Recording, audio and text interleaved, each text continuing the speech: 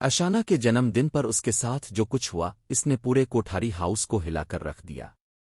जिस दिन अशाना ने सोचा था कि सब इससे मोहब्बत का इजहार करेंगे, इसी दिन इसकी दादी कासाम ने इसके दिल को टुकड़े टुकड़े कर दिया।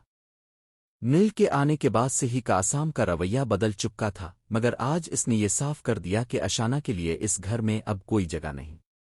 मेनिगल ने हमेशा की तरह अशाना को तसल्ली देने की कोशिश की, लेकिन अशाना के चेहरे पर मायूसी साफ झलक रही थी। घर में पूजा का एहतिमाम था और अशाना को लगा कि ये सब कुछ इसके जन्मदिन की खुशी में हो रहा है। वो नया लिबास पहने चमकती आंखों के साथ पूजा घर की तरफ बढ़ी, लेकिन वहां पहुंचकर उसके कदम रुक गए। कासाम ने ऐलान किया कि ये पूजा नील के लिए रखी गई है, इसकी कामयाबी के लिए। इस लम्हे अशाना के अंदर की दुनिया जैसे टूट गई।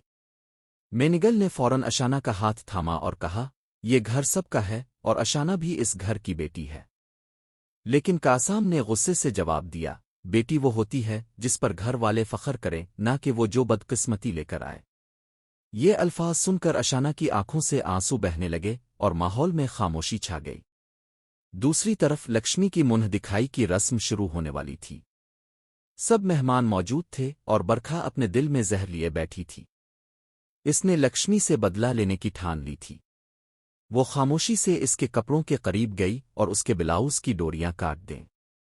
बरखा के चेहरे पर एक शैतानी मुस्कुराहट थी, क्योंकि वो जानती थी कि अगले लम्हे सबके सामने लक्ष्मी की बेइज्जती होने वाली है।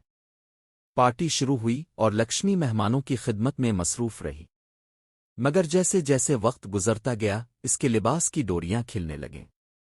अचानक किरण की नज़र इस पर पड़ी। वो फौरन इसके करीब आया, लेकिन कुछ मेहमानों ने ये मंजर देख लिया।